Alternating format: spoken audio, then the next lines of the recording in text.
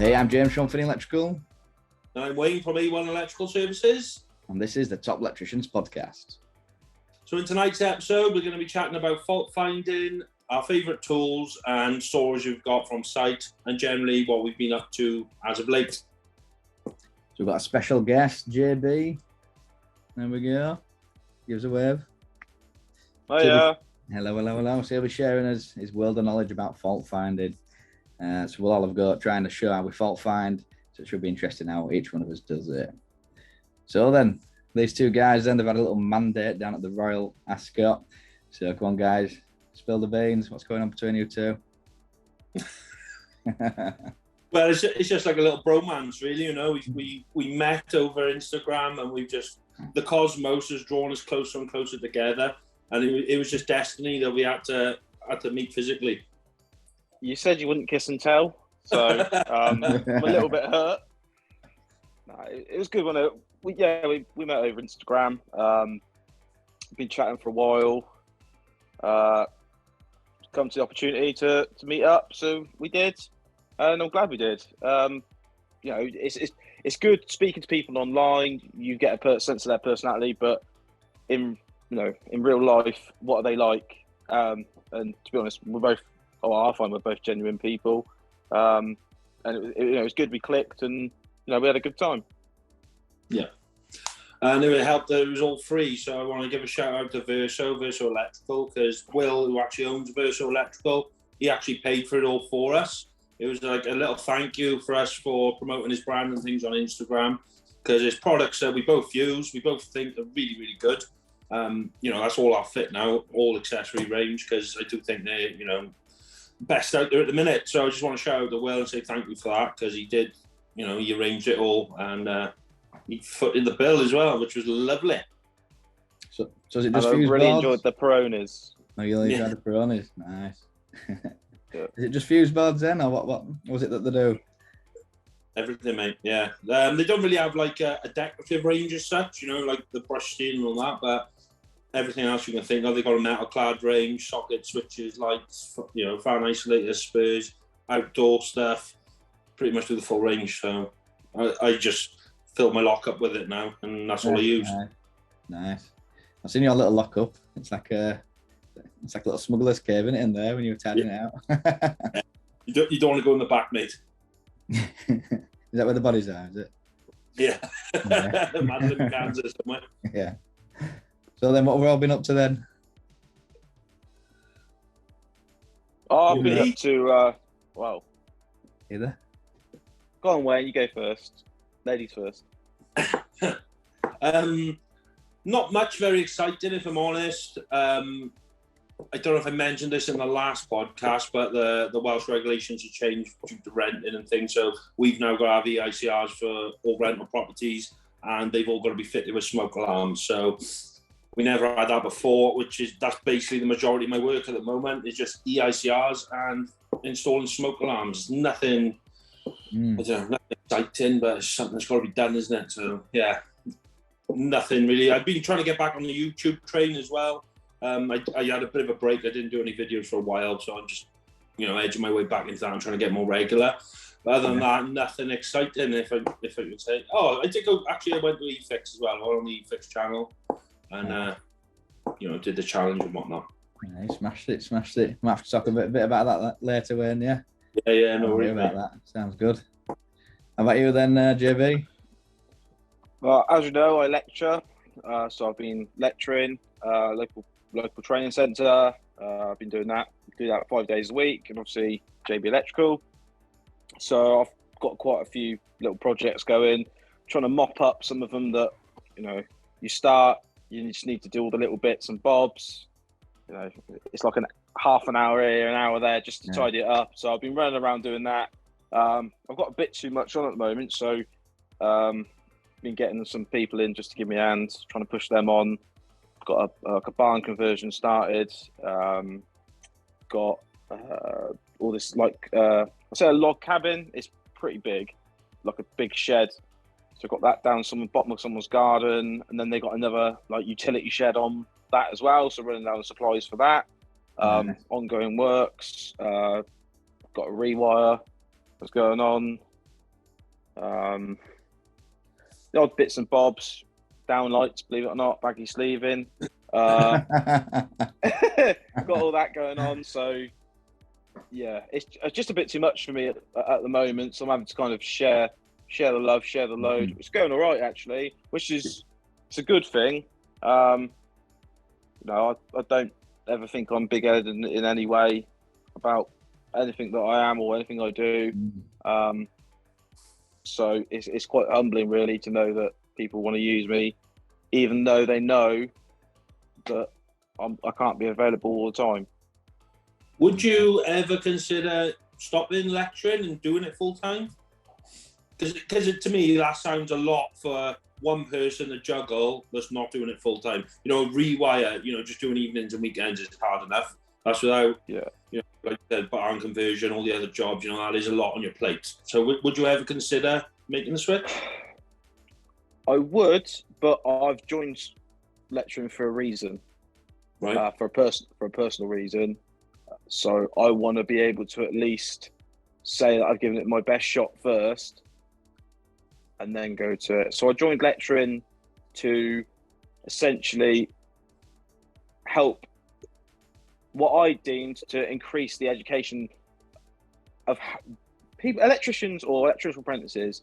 They know what to do when they qualify, majority, but there is only a small minority that know in depth about why they're doing something, in my opinion. Yeah. Now, I'm not saying all electricians, I'm not saying that at all, but the majority of apprentices, they'll come out of their time, they will know exactly what to do, bond the water, bond the gas. Okay, cool. Why? Why are you doing that? Oh, because we don't want it to come live in default conditions. No, that's not the case at all.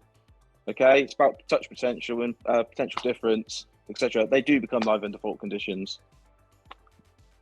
but they haven't grasped the concept. But all they know is the bond the water and gas.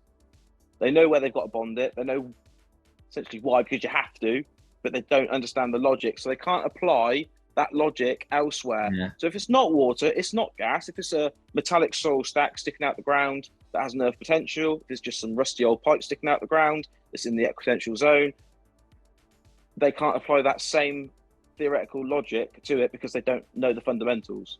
And that's what I'm trying to achieve, is if I can just help the local area with that, then I've succeeded. But it's going to take a little while to implement it. And I'm not saying I'm perfect, because there's obviously things that I don't know and there's things that I can't do. But at least I'm trying. So, good lad. You can be arrogant about it, or you can, you can slag them off all you like. But at the end of the day, there's only one way to fix a problem, and that's by helping. So that's what I'm trying to do. So I have taken a pay cut. I have, made sacrifices for it. That's why I'm having to do all this other stuff. But it's for more of a personal thing rather than a financial. Yeah, good lad. Good lad. I think we've all seen the plastic water pipe bonder, don't we? The earth clamp around the plastic pipe. Yeah. It always goes That's there. the thing. Yeah. or when someone's moved a gas meter, for example, someone's had a gas meter put in and they've had a new one put in in an old house, you have that little bit of pipe sticking up right next to the new gas meter. Why are you not bonding it? It's got nerve potential and it's just stuck up out the ground. Okay, it's capped off, but that bit of pipe, you can touch that one, touch the new gas pipe. But no one, that's not gas anymore. It's still an strange conductive part and it's sticking up through the floor. There's loads of things that I'd like to help educate on, because I think there's just large fundamentals missing. And I'm not saying people do a bad job by any means. When you look at some of the commercial things, people follow plans, but when you have to try and use out of the box thinking, I think it lacks at the moment. I'm not trying to be horrible. No, I agree with you, mate, because I was one of those electricians, well, I still am. I come out of my apprenticeship, I just followed what I was told to do, bond the gas, bond the water, you do this, you use this MCB for this circuit, this MCB for that circuit, and I didn't know the ins and outs either. And over the last I don't know, 6 to 12 months, I've learned so much through speaking to you. I didn't know you had to bond the soil stack if it was metal, you know. I didn't even know you could buy earth contact. So just knowing you, I've learned things, and that's one thing I like about Instagram is I'm learning something new every day, and I'm making myself a better electrician. Social media has helped me in the last 12 to 18 months up my game. I'm not just doing things, I'm understanding why they need to be done, and I'm trying to pass that knowledge on to my apprentice now. And, you know, I was just one of those ready-made electricians out the box, you know. I'd done my exams. I didn't even know what exams I'd done. I just done the exams I was told, and I passed them. And then, oh, you're an electrician, off you go. And there are hundreds of thousands of people like that all over the country. And that's the problem, is I find it quite sad. In that people, but a lot of people, they have this need to know. I don't need to know that, so I don't want to know. And you know, no installation's the same, so you need to apply different type of knowledge and skills to that installation. And you know, I just think people, or this industry as a whole, just needs to help each other. Stop trying to make profit out of everything. Stop trying to make out that you're some type of celebrity when you're not. Right? We're not celebrities. We're tradespeople who post stuff on the internet, and we all just need to help each other out. Stop trying to outdo each other. I think so. Anyway, I can't stand all that ego and stuff like that. I thought that was quite funny when you put the it is a link, is a cheap tool, and it's not affiliated link, you know. Yeah, well, not making exactly. money off you, everyone's links to like everyone's can have an Amazon store. That's not a problem having an Amazon store. But when people are posting tools just to make money, it's not even a good deal. It's just like, there we go. Buy this. It's my 1% off. Great. It's cheaper elsewhere, but because they can get commission on it, so I'm not there to create money out of people. I mean, you know, I've spoke to Wayne about it before, where people have not necessarily. Well, they've asked me if I want money for things, to do things. What do you mean? Sorry? What do you mean? Well, just to not in that way. What are you on Cameo? Are you on Cameo, JB? Where we can pay you to say lines? It's onlyfans.com/. You know, kind of promoting things, or someone sends you a product and you're like, yeah, we'll pay you to do some videos and saying how good it is, or something like that. I'm like, what was if I don't like it? For a start. What was if I don't think it's any good?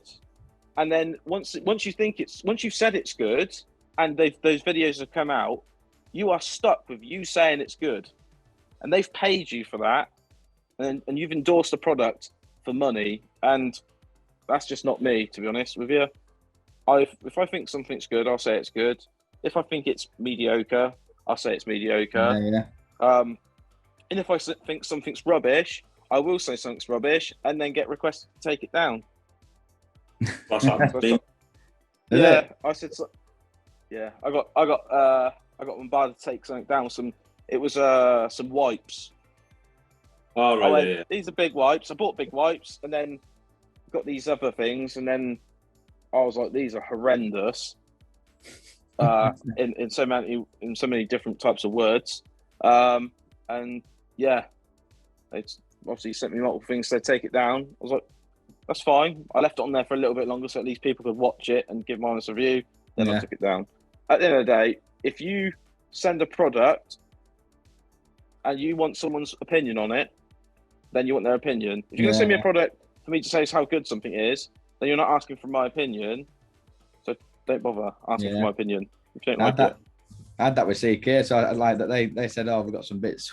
You know what I mean? We'll send it to you. Will you do a review?" kind of thing. I said, "Yeah, but I mean, it's going to be an honest review." I says, "It could backfire." You know what I mean? And even in video, I was like, "Right, they sent this out. Let's see if it goes well for them. Let's see if it's a good marketing move." You know, so you know what I mean? You can't like mislead people. You know what I mean? When it's not good, and You know what I mean? So you have to believe in the products you kind of using. You know what I mean? And then that way you can be an ambassador. You know what I mean? It's quite nice to promote the company that you've used all for years. You know what I mean? I wouldn't want to be tied to a company as such. Now, as we said, like with Verso, and I like the Quick Fix JBs. Because it's got your name on it. No. JB. I just really like them. And I know people use Connect box, which are the Wago boxes. But I don't like the fact is like Wago, the Wago box isn't made by Wago or Vargo. It's made by Connect box, but they use the name Wago box, and people assume it's made by Wago or Vargo, whatever you want to call them. Yeah. And then someone says, "Oh yeah, I much prefer using the official one." What official one? What you on about? Yeah, they're all junction. But I prefer the snap of it's a junction box. Yeah. It's a maintenance-free joint box. Okay, they're both not made by Vargo or Wago, whatever you want to call them, and I prefer that one. I definitely prefer them in the loft because that orange. So when I'm coughing my guts up because I've got dust everywhere. I can go, look, it's orange. It's pointing out when I shine my light on it. There it is. I don't want some grey thing hidden in the dark.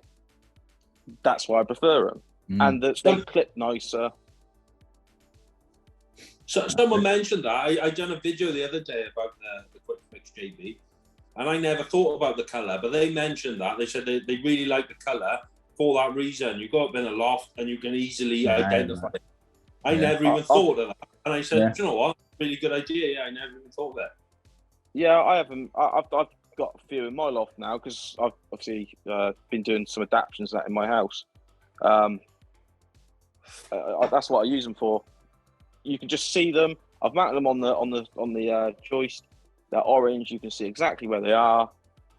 What's the issue? I haven't got to go traipsing around all the insulation and stuff trying to find them. No, I really like them. Am I tied to them? No. Have I ever asked for money from them? No, I've rejected money from people.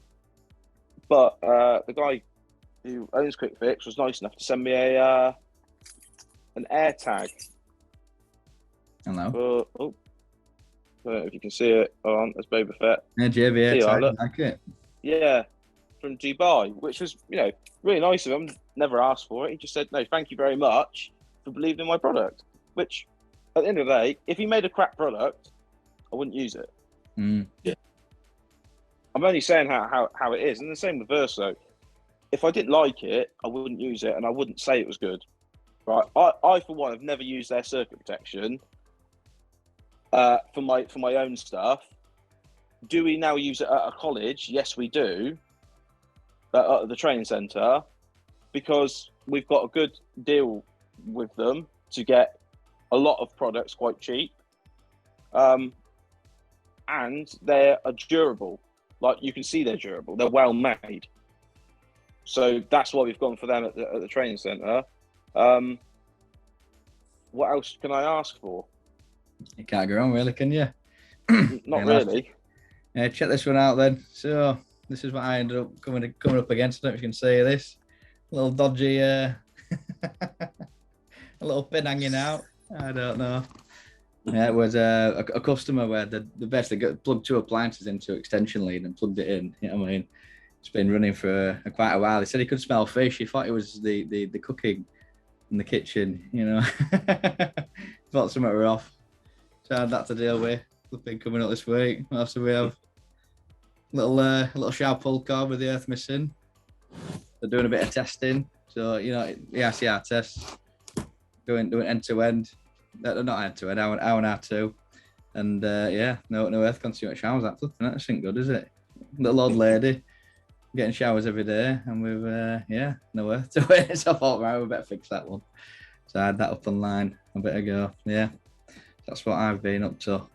Did you get booked up on the solar course then, Wayne? Is that all booked up? It is, yeah. It's starting September now. So I got lucky because Wales are trying to push renewable and stuff. So I've actually managed to get my course for free. Oh, awesome, man. As long as I'm doing it through Cardiff University.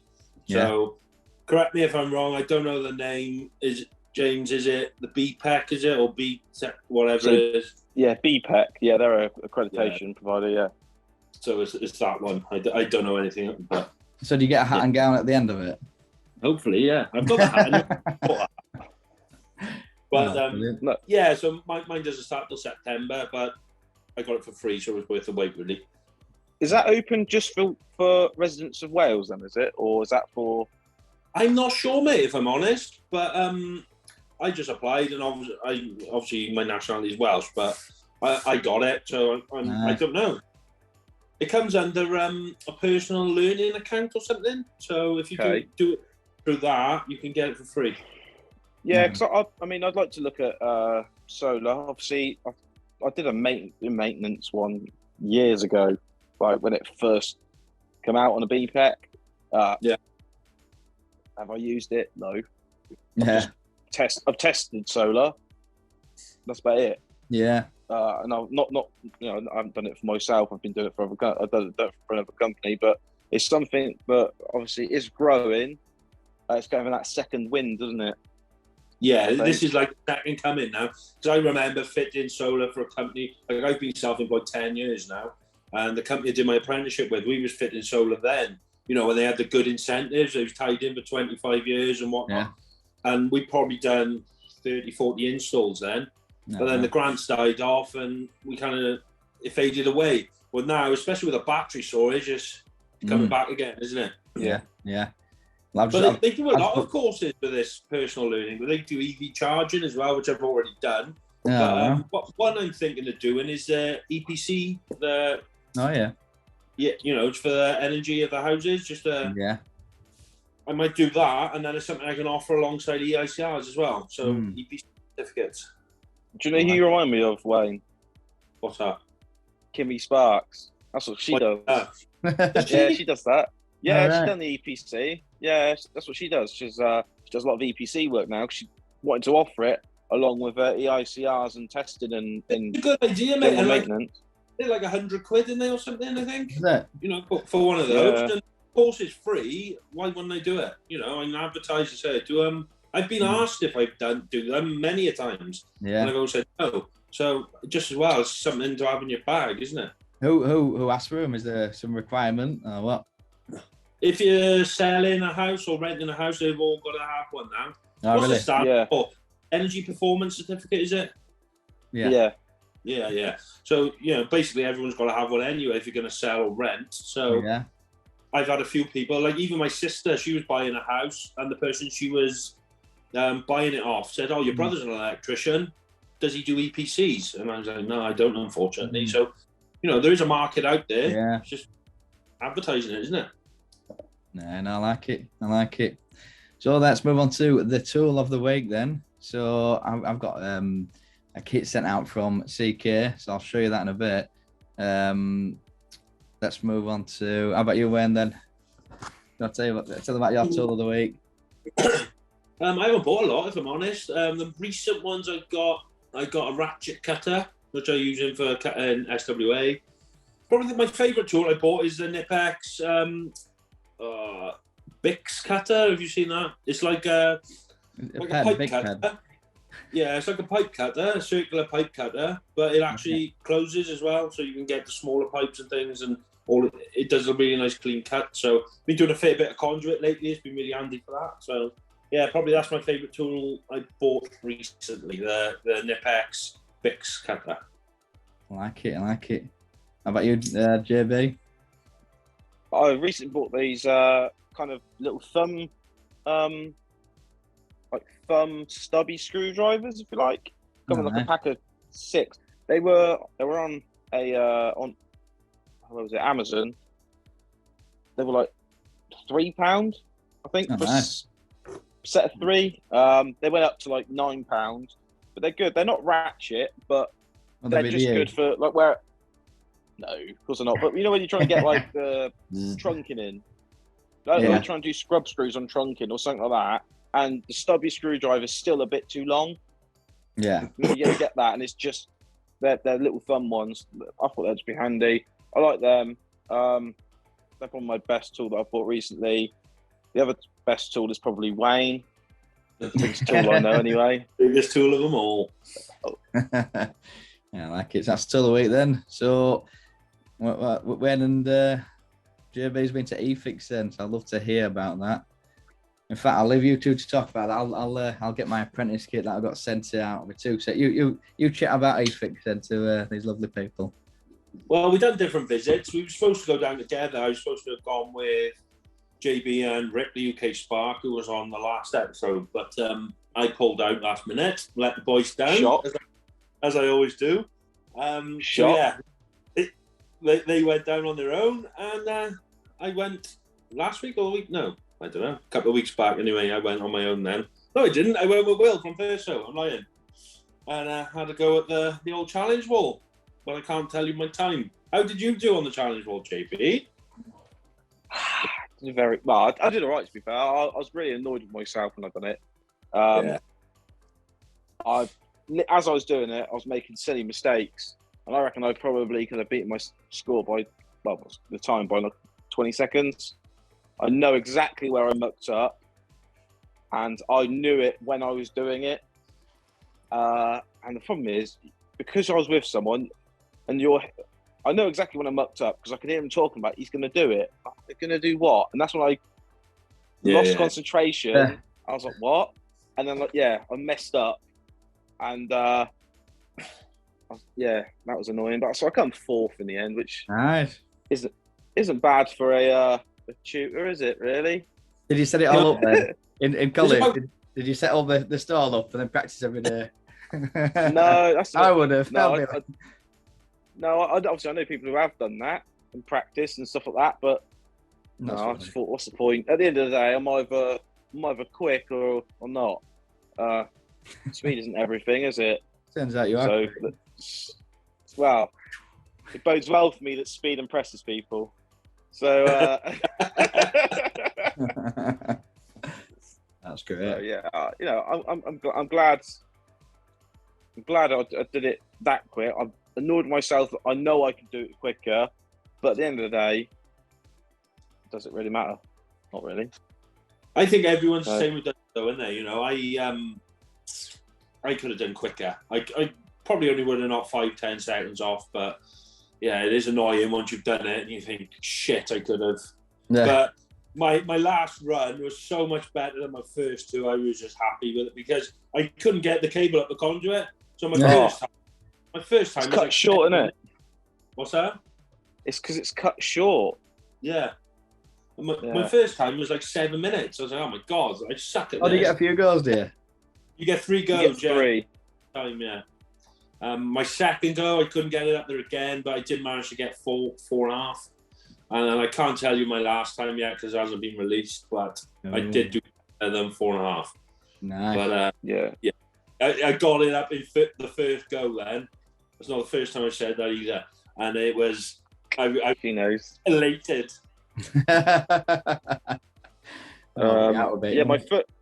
My first time was 3:42. Then I got 3:35. And then my last one was 3:13. So. Right. And he loved your little bump cap, didn't he? Oh, yeah. Well. I was at the I think it was the Elect show, and I met him in the car park because I was leaving. He just came back to his car. He's called Gordon. Yeah, Gordon. Yeah. So I had a chat with him, and he was like, I says, how we doing? I says, you've had JB with you recently, haven't you? I says, oh yeah, and his bum crack. Yeah. Oh, you should have seen the second one. I'm so glad they didn't show the second one because what happened was I normally wear a belt, but I didn't have it with me because I changed my trousers over because I had a hole where my knee pads go. So I've taken them off to put the other ones on. Forgot the knee pads, forgot the belt. Yeah. I was like, oh, it was like 4.5 hours drive, and I was like, wow. Never mind. I was going to use a cable. I was going to use a cable tie to hold them up.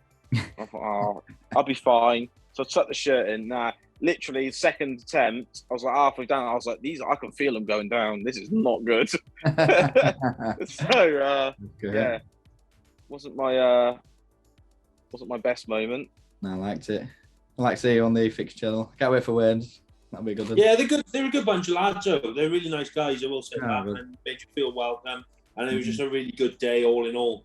I'd done the live with them as well. We had a chat on there. It was, it's a really good day. I recommend it to anyone if you get invited down. Really good. I like it. I mean, off the back of VFix, going up there and chatting to Gary, because I've chatted to Gary quite a few times. But going up there and off the back of it, I've done work for JTL, training provider, where I've done work with eFix and JTL to do like a mini series. Right. So now eFix on a Monday, once a month. So it'll be every college month. Yeah. So now it will be in September time. There's a 3-minute segment where I give them a top tip. So it will help with learners. So that's been quite interesting. That's been good, and I've got plans in the future of more stuff that I'm gonna throw myself at and give me less free time than I already have. Yeah. So you're busy, man. But, yeah. I don't know how you fit it all in. I don't. That's the problem. Especially with the kids, mate. It's hard work. You're a credit. You really are. Don't get me wrong. Mental health obviously gets affected by it. Sometimes I need to say no, and that's my biggest down thing. Really, is say I don't say no when I need to. I have recently, and I have been, like I said, I've been trying to spread my workload with other people. I'm quite funny about who I work. Well, who I say works for me, because they don't work for me, but you know what I mean. Who I work with, and have on projects or whatever. Only because I've used someone before, and it's been an embarrassment when I've gone there. I'm like, what on earth have you done? Yeah, I can imagine. So I'm a bit funny. It just made me feel bad, because the person who I work, I've known them for a long time, and I just felt really bad for him. And then obviously it cost me money to fix it. I'm just sorry, lads. My boy's just come down and he's trying to get in on the bloody podcast. That's what that Get him on. He wants to be famous like you, my daddy. Come on, then. You want to say no? There we go. Come on, you can't go on. Come sit on my lap. No, he's nervous now. No, bless him. Right, I'm just hugging this little bag. Then I'll quickly show you what's in this, and then we've got a few minutes left on this little Zoom time. Then we'll have to go on to the next one. But here we go. This is what we've got for the new apprentice starting. So new apprentice is a lad called Finlay. So it's a lad that he's moved from. Where's he moved from? Can't remember where he's from. But anyway, he's towards Hull way, and he's moved over here. He's kind of making a life for himself. He's working 2 jobs at the moment. Really wants to be an electrician. So I thought I'd reach out to CK. So we've got this little CK Magma pack. I don't know if you can see this. There we go. It's got loads of stuff in it. Let's have a look then. Should have sent a little CK tape measure then, so you don't have to buy that. We've got a little hammer. So I'm loving that. We've got some little combi cutters. Oh, it keeps bobbing in and out. Also got. Then there's got a level. He'll be watching this going, oh yes, get off my stuff. Also we've got a little there we go, a little what is it, interchangeable set. Oh yeah. What else we got? Electrician's knife. There we go. I like it. What else we got? That's like a safety knife. I never use them, but I get the sharp ones. There we go. Little junior hacksaw. What else has he got? He's got this little cable stripper. So, and there we go. That's my tool of the month. That's rather late because I forgot to bring it up with me. This little bag. Do you have the same junior hacksaw? Yeah. Oh, I've got that junior hacksaw. It's brilliant. I've had mine for 14 years. The only thing that's kind of the downside to it now is, where you put the blade in. Yeah. It's got the little bits of metal, but one of them snapped off, and the other one's going to snap off soon. Yeah. But for what, £5, I think it was, or to replace it now, you can pay £2 for it then. You can't go wrong, can you? I like it. No. So then, Wayne, have you got any top tips then? Oh, top tips. Probably not work related at the minute. Nothing's coming to me. But one top tip I would have is don't buy, I think it's Uniox or something, the heat gun, a portable heat gun. I seen it in one of Nick Bundy's videos and he was raving about it. So I was like, that's really handy. I set myself up a little bag, a little like armored bag. So it's got like my CK splice in there. I've got a knife. I've got all my different like my plier wrenches and whatnot. Anything I need to do with armored gland is in that bag.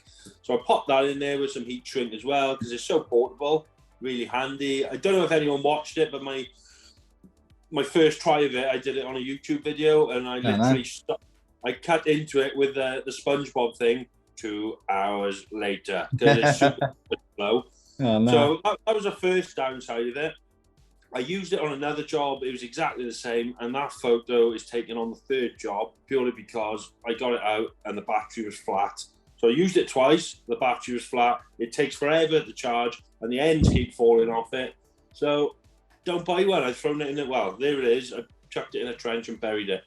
I saw that. I was like, what the heck's this? Yeah, I mean, it looks like a lightsaber or something, or a toothbrush. Thought, no, you don't call it tooth, you call it tough, don't you? Tough brush, don't you? I don't know. How about you then, JB? Top tips? Top tip, probably metal trunking. If you guys do metal trunking, top tip for you is if you're cutting it and you've got a lot of swarf, anything like that, or you need to make a nice clean mark, is use electrical tape around it. So rather than marking it with a Sharpie or something like that where you've got to then try and clean it off, if you just get some electrical tape, put that roughly where you're going to cut, then you can mark up with a pen. You'll get a nice thin line on it, and also when you cut, it won't slip, and then all the bits of swarf that you're getting with it will stick to the tape. So you pull it off, and you get a nice clean finish. I like that one. We got the master of top tips on here, haven't we? Oh, he's Another quick top tip is make sure you wash your hands if you're using deep heat before you go to the toilet. That's a good one. All right. What about you? Top tips. So I don't know. I ain't got any like specific ones, but I'll say to be apprentice, like tool up, and he'll know that's like. He knows that's for like basic jobs. It'll be snips, a big flat, 4mm PZ2, and some testes and a sharp in. He knows that's all he'll need. You know what I mean? So he'll you know what I mean, on his work trousers, he'll hook everything in, and then he's got everything he needs. Then you know what I mean. So if we're doing a rewire, he can chop stuff, he can open up stuff, he can test stuff to make sure it's dead. You know what I mean? Stuff like that. So it's that's a good tip. Just tool up and make sure. So is that like a cheesy 80s like? Action show, you like Aiden tool up, and then it goes to a B-roll, and all the music's playing. And he's got to do. It's a bit like Superman. Comes in. I arrive at the job like this, and it's like Clark Kent. I'm like, I'm like tool up, and then and the door kicks open, I come out, and then it's like, you know what I mean? Holster's ready, we're ready to work. Yeah. I like it, man. So that's my top tool up. There we go. So then, have we got any site stories then this month then, or anything from the year old past then you can think about that comes to mind? I'd say a site story was a bloke I used to work with. Have you ever heard the term bat wings? No. No? So what he did was he stood on the top of a scaffolding with the sun shining, pulled down his trousers, stretched open his ball bag, and went, "Look, bat wings." Oh no! So that's And he was still working after that. Yeah. He had wank dirch tattooed on his ass. He used to sit above holes. So you drill a 20mm hole out, right, in the ceiling, try and fish a cable. So he'd get up in the loft. You'd obviously stick your finger up, trying to fish a cable, trying to put your finger in there, trying to hook it, and he'd sit on top of it and make your fingers bumhole. Was he an electrician or like a random man off the street? just a bloke off the street. It was a client. Yeah. Just a hobo. Dirty Dave, they called him. Yeah, he used to make his own hot pants. He wore jeans to work, and it was getting hot, so he decided to cut them down and make himself hot pants. Yeah. For shorts or like Yeah, like like high thigh showing. hot, like proper hot pants. Yeah, it wasn't pretty. He had really hairy legs as well. It was just horrible. You used to work with Boy George or something? No. I used to be a supermodel. I used to work with a very, very weird bunch. Great bunch, technically and physically really good at their jobs. A real good bunch of Sparkies, to be honest with you. When I was apprentice with them, I used to think these lot are the best of the best, if you know what I mean. Used to look up to them. Think that there ain't no better electricians out there that I could see, because the work we did and stuff like that was like phenomenal. There's only about 7 or 8 of them, but what they would achieve, they were doing jobs that people were flooding with like 40 blokes of labour. And I just always used to be in awe, thinking I could never do that. And, when I qualified, I worked with them for 2 years after that. Really? I've known my employer from my first employer from when I was a little boy. So it was good working with them for 2 years, and then obviously I decided that once a boy, always a boy, that type of mentality. So I was like, right, I'm an electrician, I want to be treated seriously. So went off to go to another employer, more money, and then they're like, right, do this job. Huh? Yeah. What? How do I do this? Yeah. And obviously you start learning, you're thinking, just because you pass your exams or whatever doesn't mean you know it all. And that was probably the truly hitting moment for me, is that I knew next to nothing in reality. I knew the bare minimum to pass an exam. And that's what it all stems from, really. I think that comes to all of us, though, doesn't it? We get patients and we're like, I'm the big I am. I'm qualified now. I can run any job. I can do this. And bang, reality hits you, and it's not all I'm cracked up to be. I've just passed what I've had to pass to get an exam done, and there's a big wide world out there that we haven't delved into yet. Yeah. I mean, that was the thing, is I had an apprentice who had drilled through MICC.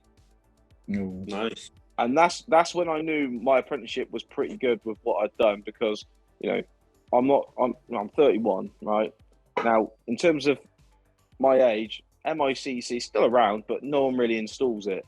You don't really do much of it, but we rewired a church in it. So when my apprentice had hit this cable in an Oxford uni, he was that much younger than me that he didn't know how to do it, because the course he didn't touch it. No, really? They don't do it anymore? Yeah.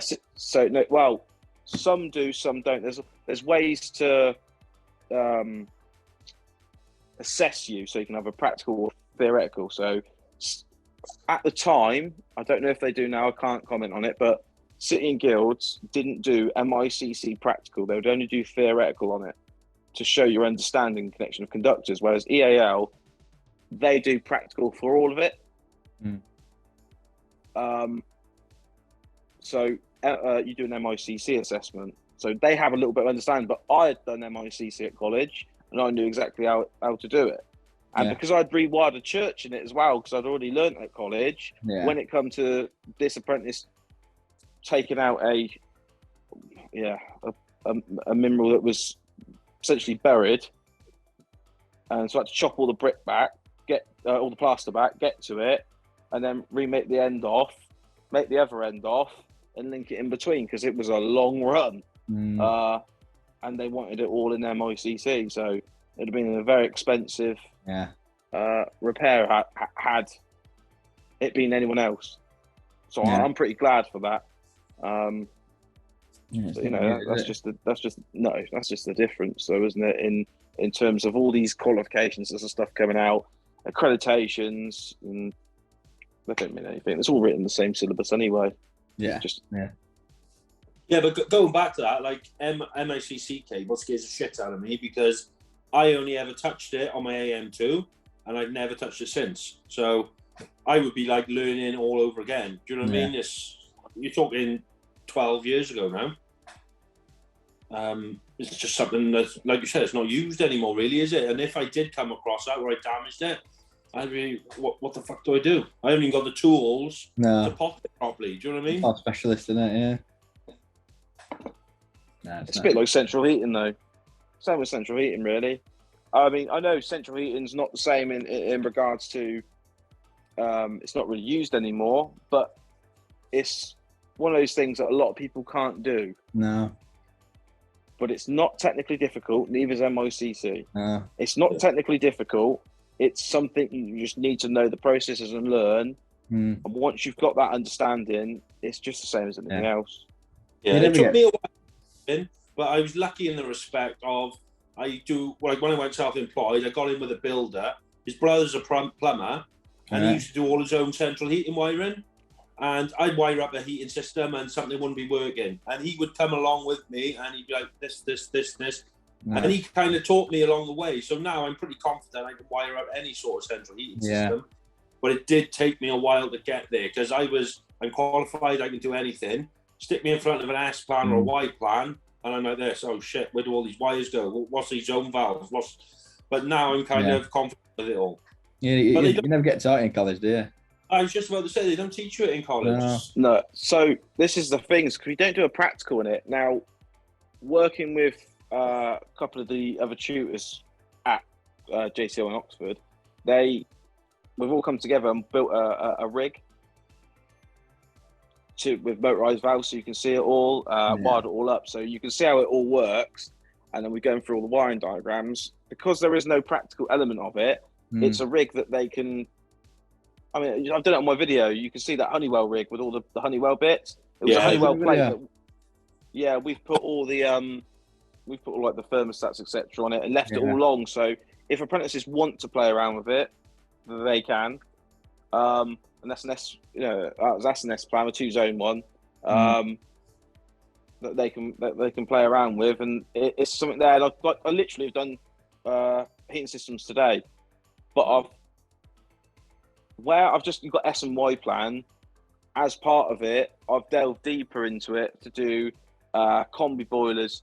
What's the normal thing that you would find on a combi boiler? So, like a new glowworm, it says RT equals 24 volt on the link. Take it out, right? If you want to put 230 volt in, because a lot of people don't know to take it out, and they'll go and blow the smithereens out of it.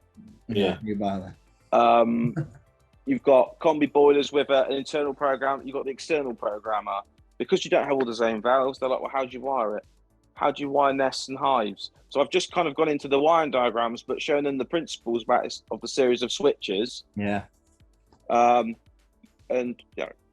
most of them took it on board. You obviously get a few that are like, oh, what am I learning this for? But no, that's their prerogative. They don't want to learn it, and so be it. But I can only guide them. I can't make them do it. Yeah, I was trying to teach the apprentice how to do it. I was like, right, you got a line. It needs to go from here to here to here to here to here, and then it goes to there finally. And it was like scratching his head. But yeah, it's as far as hard, you know what I mean, picking stuff up. You know what I mean. It probably got like power, and then maybe lighting 2 ways. It might be a bit complicated. Then heating. You know what I mean. That's like the next step, really, as far as you get it in your head. As far as apprentice, you know what I mean. It's trying to like make it basic in your mind, though, isn't it? It's like it took me.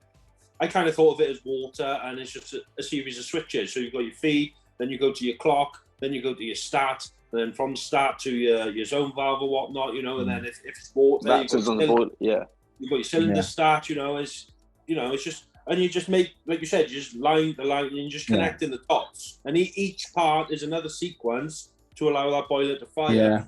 Those is awful. And this is the thing as well, is when you talk about trying to look at the series of switches, how many times do you look at a wiring diagram, right? And they're all over the place. Yeah. They don't say to you, use 5-core. Yeah. Right? For a Y plan, you can't use 6 cores to the programmer. It doesn't tell you that, does it? No. So it just says, oh yeah, it's got to go to here, back, and then it goes across, or they'll draw it, say, from the stack to the boiler for a combi. You're like, Yeah. Show me in real life, dumb it down for me, or dumb it down for someone who's trying to learn to go, oh, look, that's a 5-core flex there, that's a 3-core on earth there, and say which ones you're going to use. They try and dumb it down, but they don't dumb it down enough. That's where I struggle with two-way switching, because my gaffer who I work for, he would draw it on a whiteboard for me, and he'd have the permanent live to that common, the switch live to that common, and strappers. I'm like, but it doesn't work like that. He said, of course it works like that. I'm like, well, no, I've got a twin on earth here and a 3-core on earth. How do I connect that up? But he kept drawing in singles, and I just couldn't get my head around it. Yeah. I think that's the thing. Just, I used to work with someone who used to wire it, because we used to feed the switches quite a lot, who'd wire it where you've taken you've got a feed in, feed out, switch wire, and a 3-core at one switch. Then I used to work with someone else who used to wire it at the light and then drop down and then wire it down when we was doing like small works and stuff. And then I used to work with other people who used to basically like the common to common, but with a twin and then a 3-core and then a twin up, where you take the grey, you use your neutral and take it through the switches. Yeah. So every like week or month or whatever I was moving, you'd have to know exactly what they did. That's good though. Right, so it's good in the sense that I know how to wire. And just like when I go to a job, I'll mix it up. So I'll generally go feeds in and out of your lights, switch fire down if it's a 2-way or 3-core between, and 3-core and earth between. But then you might come to a kitchen with down lights. You don't want to do loads of connections in a down lights. You don't want like feed in, feed out, your next light, switch fire, do you? You know what I mean? So I'll bring feeds into switches for that room. You know what I mean? So I kind of mix it up. Plus, sort of apprentice, you know what I mean? Can just look in a switch, look at the cores and what they say, if it's a light or a feed or whatever, 2-way, and you can figure out what it is just by looking at some cables. You know what I mean? Which is a good way of learning, really. Learning both ways. So for upstairs lighting, I've got 2 ways of doing it. I'll either take a twin up to the landing switch, and then I'll take a 3-core from there and go up. So I've got a permanent feed up to the light, and then a switch wire, and then wire off of that. Yeah. Or I will wire the smoke alarms. So if I'm wiring it like a rewire, I'll wire the downstairs smoke alarms. Then I'll go up to the landing. Then off the landing, I'll then wire the permanent feeds around. So I've only got to take one cable up through the airing cupboard. Whereas I know loads of people that will run an upstairs lighting feed, a smoke alarm feed, then they'll try and get the switch wires up and down. I just can't deal with that. Yeah. I hate going through a cupboard anyway. Yeah, you were sending one big multi-core with 2 fires and everything in it. Way. Just here you go, one cable is all. I'll just use 5-core flex. The options then. I think I'll turn my bedroom on from down here. You know, just a bit of jiggery. That's what we used to do. Is we used to wire switch wires with a 3-core on earth. If we thought, say, a customer wanted like 8 spots in a room, it's spread out, we'd wire it in 3-core between. And then if they ever change their mind, you just literally, for those 4, you just switch the switch wire over, you know what I mean? And then just make it a 2-ganger. So it's something like that, I mean, you like, they definitely don't want that, you know what I mean? It's given the option. You should do it as well. If you fed a switch, and then if you fed the switch and you were basically like an extension, or you knew something was going to happen in the future, I was always used to wire in 3-core. And then when you get to the point, I'll take a permanent feed through and the switch wire to that point. Obviously, I fed all the switches up to that point. The last room I'd wire in 3-core. Then I'll just leave a permanent feed at that last light. So if anything happened, you could literally drill through. Because I used to do a lot of downlights, believe it or not. So you used to just the wall from that or fish across. And you got your permanent feed there without having to try. So, yeah. Okay. Right. Have you got any site stories, then, Wayne? Have you got anything to mind?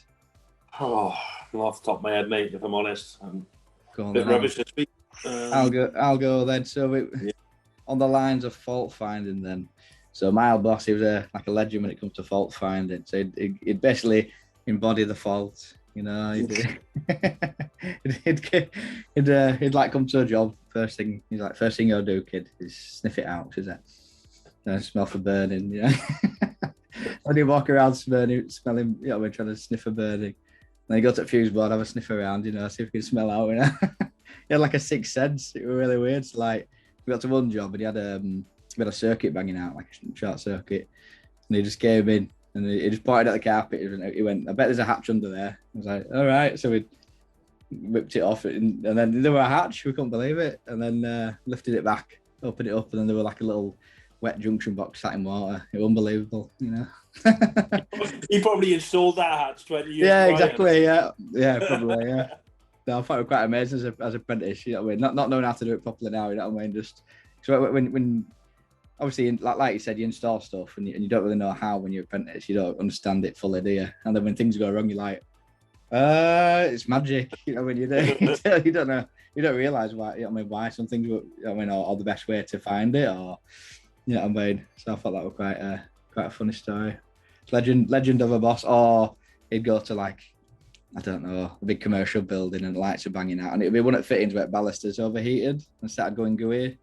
So he'd go, he'd go with the right bang, and they're all like 10k breakers, you know what I mean? And they go, right, kid, you stand out there in the middle of the courtyard, and you'll be there going, I think it was that one, and again, and you can hear it banging, like proper loud explosion in shop, and yeah, all staff are like, is everything okay? Yeah, it's what it's supposed to be doing. That's about right. We're like, right, it's that one. It's mad. And then we'd go up, cap it off, and then, nope, yeah, that's the one. And then it would literally be in and out in about 10 minutes. Instead of like testing like 50 lights, you know what I mean, on a row. You know when it was mental. I worked with someone, it was like near breakfast time. I was like, we had to find a fault. It's like, right, let's find a fault. So no, you got to go to breakfast. It's like, okay, well, we need to find the fault first because we don't have time. She's like, yeah, that's fine. We'll definitely make breakfast. So I was like, okay. So I go in there, 6 amp lighting circuit, tripping out. It's void. So no, all the windows were boarded up. So it was really dark in there. And so you're looking at it, it's like, right, so you're switching on all the power, etc., just to basically give yourself some power in there where you're working. Obviously, go along, 6 amp, popped. That RCD goes, all right, oh, great. All right, that's the one we got, definitely the one we got to sort out. So she's like, yeah, don't worry. She goes, it's a split load board, but it's like RCBOs and then an RCD. So yeah. She moved the MCB to the where you would normally have RCBOs, puts it on a 40 amp, puts it straight in, and goes, right, just have a look. And then you literally go around, she's just constantly flicking it on and off. What's going, but staying on for a bit and going bang. And then you just go in there and you just see it lighting up in the living room. You're like, oh yeah. That's when they add their own lights. Then obviously when they've left, they've tried to put pendants up, put all the blacks together, all the reds together. Yeah. Yeah, she's like, yeah, there it is. It's absolutely smoking. You can stinks of burnt plastic. And then she's like, and it's like, obviously, yeah, there's the fault. Grabs a pendant, new pendant, swap it over. Oh yeah, job done. It's like, right, where I would have probably, taken it all apart or whatever and gone, right, let's find this fault methodically. Nah. Those smithereens out of it. So, yeah. Different, but testing it the worked. breaker. I mean, it was a functional test. Yeah, it's they call the bang test. Yeah. It's the unwritten test that we all do. Yeah. We did the safety squint. Yeah. Yeah. Because that's really going to help. Yeah. Yeah. The safety squint, lift it up. Or use a screwdriver because you don't like the flash on your fingers, you know. Yeah. I do not. I did that earlier. So I went to go and look at a fault actually earlier. Someone said that iron was tripping out their electric. So I was like, okay. And I went there to go and do another little job, which was moving a socket. So I went there and she said, oh, my iron. So I was like, that was your iron that's tripping it out. Because she had a faulty fridge freezer. So I'm pretty sure it's just a fridge freezer. So I go there. Anyway, she put the iron on the side. And you know the socket's on at the switch, and I don't want to plug it in straight away. Yeah. You do the little switch it off, Yeah. Oh. then plug it in. Yeah, well, it hasn't tripped out yet, so it must be a double pole socket. That's okay. And then you get the screwdriver and just tap it and open it. Yeah. Yeah. Stand back. No, yeah. No, it's fine. It's not that. Especially when it's a metal fitting. Do you know? Yeah. Oh no. I've got a little pat tester. I'll just bring into jobs. You know what I mean? Little key tech. Just it's all good. Well, this was across the road, literally on the way home. So I was like, just go in there and sort it out. Give it a bang stick. Yeah, well, that's the annoying thing as well is they're having an extension done. It's an all-in-one price. Yeah. And the builders are like, no, we want to use, because obviously I was going to do it. So, no, we only use our electricians. All right. Anyway, the electrician come to see me earlier, asked me how I was gonna do it all. What? How was I gonna basically? So I obviously had some ideas of how what she wanted. She agreed to it, and then the electrician come up with something completely different, but a bit more like it, and she didn't want it. And he come to ask me for how I was gonna do it, so he could do it and charge him. What? Look out yourself. Yeah, that's a bit rude, isn't it? Yeah. What? No. At the end of the day, if you're all in one, you want the client, that's what you're getting paid to do, mate. I ain't getting paid to do that. Yeah. So, yeah, it was a bit cheeky. No, you can't have that, can you? No, I wasn't rude or anything, but I just, said to him sorry, but that was my quote, and that's my price at the end of the day. If you've got your own set way, then you do it. But I'm not competing, so. Now then, JB, so we've got about 10 minutes left, so I have to do some quick fire fault finding. So then, as we know, you're a little superstar when it comes to electrical regs. So have you got any, well, we want to pick your brains on fault finding. Okay. So have you got any ways of fault finding then? The best way, so we'll go through a few faults then. So then, we can both interject if we don't know, if we one person rather answer than other, but we'll take one each. So RCD faults then. So what's best way coming to a job, fastest way, or how each individual of us do it might work if we're quick enough. What a shared RCD you on about? Like an RCCB? We'll do it like a customer job description. So customer saying RCD is tripping out, what could it be? And there we go. You have it. What's that? On a split load board. Yeah. Split load RCBO. Yeah. Okay, so if it was a split load board, then you would say, are all the switches up? Then when they say yes, you say no, including the big one. Including the one with the button on it. Yeah. And then they say yes, and you say push it down, then push it up. Yeah. Because it's stuck at mid-level. And then when they finally say that, you say thank you very much, see you later. Yeah. It's on the MEM one, is it? Yeah, exactly. Yeah, or the old MK. Yeah, to be honest with you, I'll just switch all the MCBs off, reset the RCD. If it doesn't stay on then you know that you've got a neutral swerve fault somewhere. If it stays on, then just go one at a time until it goes pop. Then you know what it is. If time's the essence, whatever, then that's what I do. If I've got time, then obviously just break the circuits down, do the full lot, and then just take one circuit out at a time. And the ones that I take out, I don't test. Yeah. So I'll take one circuit out and I'll just keep block testing until it disappears. Yeah. So, yeah. Does anyone else have any different? I done a video the other day actually because I had a fault the other day. RCD was tripping, but there was no rhyme or reason. So it would be on for an hour, then it may trip, then it might be on for 5 hours, then it may trip. So I used earth leakage meter to find that. Yeah. I stuck it around the tails, got a reading. It was something like 18 milliamps, I think, on the RCD, which, you know, anyone knows a 30 milliamp RCD, when you test them, they usually trip at like 23, 24 anyway, don't they, you know, but... And it was slowly creeping up. So then what I did, I left that on and I turned off circuit by circuit by circuit and seeing if it made any difference. The one circuit dropped it down then to 2 milliamps. So I was like, right, something on that circuit. It was actually a sub board, like outside in like this shedded area. So I turned it back on, straight back up to like 18.5 milliamp. So I went out to the sub area then, and then I switched them off circuit by circuit, and I was running back and forth the house until I found which circuit dropped it down, you know, back down to 2 milliamp. Turns out it was actually the solar and battery storage, giving off a load of earth leakage. Obviously, it was a hot day as well, so I'm assuming it was producing a bit more, and it was just a little bit more earth leakage, and it just kept banging out, banging out, banging out.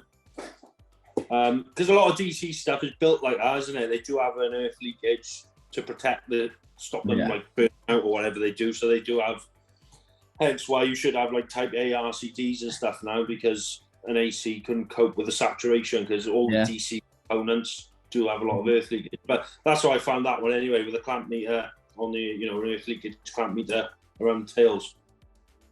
Like that's about it for our defaults, I think. So next one will be like short circuits then. So because we're ringing up, it's going banging. It's banging out then. It's I'm scared. It's every time I switch it on, it's making a big bang. You know what I mean? So short circuits then. So who's taking that one on? Well, if it's a short circuit, like you said, they turn it on and it's banging. Yeah. Whether it be lighting or power, you already know that it's what circuit it is, don't you? So if it's downstairs ring main, the first thing you do is unplug all your appliances. Yeah. But again, if it's still banging, then you're going to have to do an insulation resistance test. So, you know, you split the ring and, you know, test that half and test that half. So you take them out of the consumer unit, work out roughly in the house where you think halfway point is, and split it. Yeah. Insulation resistance test, and then you find which leg that fault is on, and you just half it and half it and half it until you find it's between point A and point B. Yeah. Well, how I do it anyway. But I found a good one. So if it's literally a short circuit, like say like live earth or something like that, unplug everything. Obviously, if it's still banging out, then and you take everything out the board, and if you do continuity live and earth, you'll get a reading. So if you go around all the sockets, the lowest reading is the one where it's most likely going to be, kind of thing. So if you go right between this socket and that socket, we're getting like 0.12 or something, you know what I mean? Where other places it was like 0.4 or 5, you know what I mean? You know, it's in that rough area.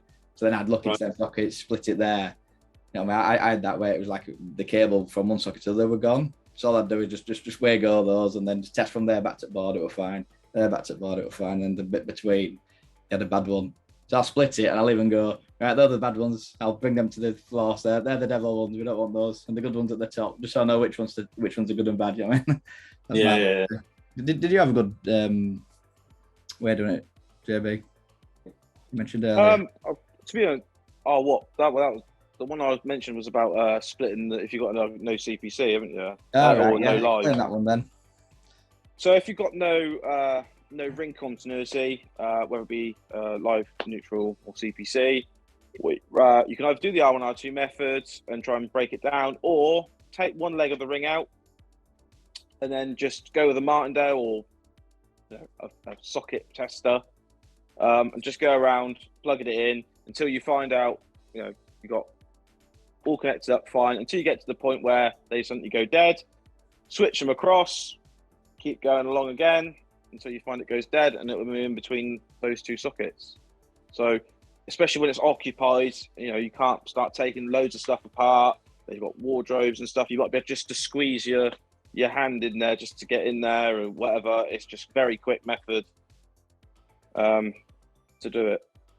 So then, JB, what's the worst fault you've come across? What do you think? I've actually had a picture of it where they had bypassed the main fuse. Yeah, the main fuse. They bypassed the main RCD. And there was a insulation resistance fault between all of them. Right? It's a picture I keep on my Instagram. it's a socket, well, it's a switch or a socket or something. I can't remember what it was, but it is every cable and every nightmare you've ever seen in one socket. I'll see if I can post it to you. I'll send it to you later. You might be able to edit it in or something like that. But it's all cables twisted, taped.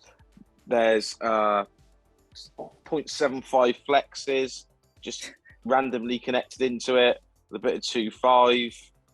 Oh yeah, and I just opened it up and thought, where do I start? And it was the first accessory that I popped open, and then it just got worse and worse and worse. Yeah, it's probably the worst one. I fixed it by rewiring the entire, essentially extension that they've done themselves. Right, okay. Yeah. End up rewiring it. No. If you see the picture, you'll understand why it's not salvageable. Yeah. I love it. How about you, Yeah, Wayne, so nope. That was it. Yeah, no, sorry, that was it, yeah. How about you, Wayne? I don't know about worse, but I had a bit of a brain tickler the other day. A lady rings me up. Every time I have the shower, turn the shower on, the RCD trips. So I was like, right, okay. So I get there, have a look, general gander, everything looks fine. So I start testing. I took the pull cord down, tested down to the shower, clear. Tested down to the board, clear. Tested the pull cord, continuity between, make sure that the line wasn't touching the CBC or anything. So all the switch, that's fine. Everything tested back fine. So I was like, right, probably a shower, love. You need a new shower. So I ring up Pablo then, the plumber. Fancy a job, swapping the shower over. Yeah, no problem. So 2 days later, he goes to swap the shower over. Brand new shower, turns it on, trip. Great. So he rings me up, Wayne, this is still tripping. I'm like, you're joking, mate. You've got to be joking. No, it is. The cable's tested back fine. So I go back there with egg on my face now. She's just spent 250 quid on a new shower. So I test, clear, test. The cable down to the consumer unit then is showing a short between neutral to earth. I didn't have that before. So I take it out of the consumer unit and it tests clear. I was like, right, okay, this doesn't make any sense. But yeah, every time I put the shower on, it trips. I was there about 3 hours. I said, look, I've got the kids in the car. I'll have to come back again. So she texts me the next day. I've got someone else coming. Oh, great. Here we go. He's going to find something simple. I'm going to look like a right bell end, aren't I? So I text her at 9 o'clock at night. How did you get on? He didn't turn up. I was like, right, here's my chance of redemption. Yeah. I'll be back tomorrow. So I text a few boys I know. Oh, it must be, I don't know, something to do with the earth bonding or something, and it's going through the pipe work and it's working its way to the shower circuit. I was like, never heard of that. Whatever, anyway. So I said, right, we're just going to start from fresh now. So I took everything out of the board, bar the shower, turned it on, the shower's running. So I left the shower running, and I just put circuit in. I took all the neutrals out, sorry. So I put in neutral of the lights, neutral of the cooker. I put the neutral to the upstairs socket. Bang, tripped. Something wrong with the upstairs sockets. Going around testing, yeah, we got neutral to earth fault on the sockets. So we're breaking it half. All of a sudden, disappears. And that was the end of it. Never had a problem again. So she asked me what was wrong. I said, I haven't got a clue. But I'm assuming there must have been something pressed in the back of the socket. And when I freed it up, I don't know. But that must have took me 8 to 10 hours total to find. It was the hardest fault I've had to find in a long time. And I ended up doing it for free because I felt bad that she had to buy a new shower on my say-so. Yeah. So, yeah. It was not the worst fault I found, but it was a pain to find. And that was about 2 weeks ago. Wow. That's a nightmare. I've never had the sockets make it only tripped if the shower was on. You could run everything in the house fine until the shower turned on. Pinch neutral. Yeah. Yeah, but why would that only occur with the shower running? Loading. Right, because the shower's a bigger load, so you've got all that load through the neutral. Yeah. Right, okay. Never had it before. You ever had a fault on a TT system as well? So when people have split load boards and they start putting earth rods in and other like sections, so you might have it. Or if someone's got a TT earthing system next door to another TT earthing system, you have a big fault. Sometimes it can go back up. Yeah, so, simple, isn't it? Yeah, I've had it a couple of times where, they've said, "Oh, we've got a fault," and it's actually been the next door neighbour. Right? Yeah, I've had a fault. that with terraced houses, because they're like your front doors. They've all got rods over the front door, haven't they? Well, I've actually got round. I had one. I've actually got round it. It wasn't the cheapest option. Have you guys ever heard of Doepke? DOEPKE? No. So I had to use them for when I did those pop-up chargers. Don't know if you ever saw those pop-up chargers. Yeah. Done. All right. I'll send you a link to that as well. That was the world's first pop-up chargers that I did. Well, anyway, the same company, German company, they do a type AK, right? And it basically has got a slight delay to it, so for transient voltages. So if you've got a TT next to it, it doesn't trip out. It's designed purely for that. So if you do get one, the big money. Trust me, it doesn't matter how much they are. All right, you can have electric. Look, you can have electric. It's not going to trip out. Money's no object. Yeah. But they do. Have you ever retrofitted an EV charger as well? So the old Tesla models and stuff like that. No, I don't know. Used to. I didn't want to be doing ones with earth rods. I did a Rolex once with an earth rod, and that. So some of the older chargers, before they had the 6 milliamp DC in them for the Amendment 3, when the regs changed, they worded it a bit better, didn't they? From that, it was like, if you don't know that it pulls more than 6 milliamp DC, then use a type A. If you do know it does, then use a B. Well, I don't know, so I'm just going to use an A. Do you know what I mean? So they've reworded it to make it clearer and make more sense. However, all these chargers now having that 6 milliamp DC fault protection in it, all those ones that don't have it in, so when you start looking at EICRs now, with all those original ones, they also do one called a type A EV, which at 6 milliamp DC leakage will automatically trip. So it's a good retrofitting. It's a good retrofitting solution. They're not the cheapest, but it's cheaper than them having to go and buy a new EV charger. Yeah, I can imagine. Yeah.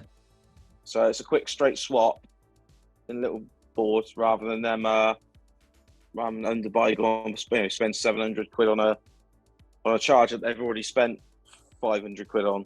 Yeah. Yeah, it's good. So can I just ask you something then, James? So if I went to an installation doing an EICR and they had an old charger with 6 milliamp protection in it, is that marked down as an observation then, like a C3 or something? I wouldn't say it was a C3 because it's potentially dangerous, because you don't have any of the it has to either be so there is nothing there to stop it from pulsating more than 6 milliamp DC, and a type A it'll blind the coil because it's pulsating DC. Right. Now capacitors and things like that you can use to smooth it out, but pulsating DC, any more than 6 milliamp, it saturates the coil, which is why you need a type B. So it's always been there with the reg, in even 17th edition Amendment 3. It's always been there to have a type B if it pulls more than 6 milliamp, but it was just worded in a way that people didn't really understand. So it's and the thing is that the chargers never used to have it in, or any type of RDC to kind of monitor it. Now they do, but at the end of the day, how do you stop 6 milliamps from going and saturating that coil? You can't. Yeah. So for me, that's potentially dangerous. It's been there since that reg come in. It's just was worded horrendously. Yeah. And it's not like it's a label missing. It's something that when you're using, especially when you rod those, that's TT, that's fault protection you're using that for. So therefore, it's not additional protection, it's fault protection. You are relying on that to trip out. Yeah. So that for me is a C2. Yeah. If it was a socket and it was doing it or whatever, and it was just used for additional protection, the MCB would trip out because of then yeah, it might be a C3 then. But when you're relying on the RCD for fault protection, not for me. That's safety in my eyes, because there is no way that with the prospective fault current that's going to be drawn, that protective device won't operate. So RCD it is. That's a good one for future then, isn't it? I never knew that, so it's handy to know. No. Hey. No, it's one of those ones. It's probably open for debate. I'm sure there's going to be people who disagree with me. Comment that's below. the idea of it, though, isn't it? Yeah, it's good. Yeah, that's the idea, though, isn't it? At the end of the day, it's how you interpret certain things and how you interpret safety. For me, the regulations aren't open to interpretation as such. For me, they're quite black and white, but it's how you want to interpret how you're going to deal with those regs is what's open to interpretation. So, and what you class as severity. So, yeah. Like it. So then I'll go on to what's my worst fault then, and then we'll wrap things up then. So what's my worst fault then? So I had one fault. Customer said, "Oh, it keeps banging out. It keeps going to big bang, and then sometimes the RCD trips." It was late night one. Went out, got there, and everything was fine. Nothing was tripping. So went in the board. I thought it could be some earth leakage on RCD. I thought I'll test the RCD first, so everything off RCD, make sure that's working fine on the trip times and the ramp test to make sure it won't like tripping under. You know what I mean? Tripped about 25 milliamps, something like that. So I thought, right. So we know we're dealing with some good gear. You know what I mean? It's not just randomly just faulty. You know what I mean? So you get that, don't you? Sometimes with faulty RCDs. Anyway, that was fine. So I got the clamp meter over at Tails. Again, good readings, everything was fine. And then the circuit that went off like the kitchen socket, so I tested that, everything was fine. So I think it's like an appliance they've used, like an oven, elements that expanded, you know what I mean, as we used it, and then that's when it shot, you know what I mean, that's when the earth leakage or the short went, something like that, you know what I mean, I think it's something like that. So I asked them what they were doing. We were just watching TV. I'm like, well, that's good news. And then, tested the circuit tested fine. Putting everything back together. So I thought I'll look into the circuits. So I'm scratching my head at this point, thinking, what could it be? I heard this big bang. Poof, and I thought, what the heck was that? Went to the fuse board, and then the circuit had tripped, turned it back on. Poof, it blew again. And I thought, flipping it, what's this? Turn it back on, and it reset again. I was like, eh? So I pulled them out, tested them again. Everything was fine. I'm thinking, what the heck is this? So this went on. I was testing it, and then it'd appear, disappear. I thought, what's going on here? So at this point, I've kind of lost all whatever, you know what I mean? Even insulation resistance were fine, you know what I mean? There were nothing which was strange. Opened up. I basically took the kitchen. I took the plinth off, like the undercover off, and looked underneath. I could see like the cables coming down the wall front of the socket. And what had happened? I noticed metal capping had cut into the 2.5. And the water meter was leaking, and somehow a drip every like 10 minutes or whatever would slowly run down the cable, land in this little slit, and go poof, and it'd dry it up enough where the insulation resistance was fine, which was weird. And that's what it were. So I had to get hands and knees in the middle at night like this. Try and strip, get a little box on it, and try and re-terminate it. But yeah, it was mad. And I said, right, you're gonna have to. When you said you're going to go now, I thought you were going to say, I opened up like a little cage, and old Flopsy had been nibbling through a cable again. Yeah, it's just me going. Constantly resetting it. Yeah, I couldn't believe it. I know, it's bad, isn't it? But imagine that, like a little water droplet just going, and then you'd never. It was every 10 minutes. I was surprised I found it. I mean, it's just mental, isn't it? What would you do on that kind of thing if you could never find it? And it was testing clear, and then every 10 minutes it just blow. It's just mad, isn't it? You know what I mean? It's one of those things, isn't it? Sometimes it's just dumb luck, isn't it? That you find that a specific point where it is. No, I was praying. I'm going, come on, help me find this, you know. And then I'll have a look at the place. Oh, there we go, you know. I don't know, it's bad, isn't it, sometimes? You just kind of lose all all hope, you know, when you think it could be anything. You start thinking weird stuff then, you know what I mean? That's out of the realms of electrics. You know what I mean? Yeah. Like your mate who rang up says, it could be the earth going up the soul stack and then up the blah, you know what I mean? And that causes it to trip, you know? That's mad, isn't it? So it's a backfeed up the earth. What? Yeah. Yeah, he was like, well, maybe there's a bonding issue and there's a fault off another circuit and it's travelling down the earth to the pipe work and it's coming up through the shower pipe work and then making its way back down to the LCD. I was like, right, okay. I like it.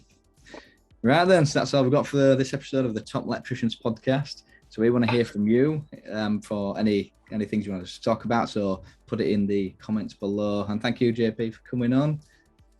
Well, yeah, thank you for having me on. Thank you very much, sir. But don't forget, like James has just said, don't forget to leave in the comments what you want us to talk about next time. Don't forget to hit that like button and subscribe and that little bell notification so you get notified when we have new uploads. So, as always, take care, stay safe, ta-ra.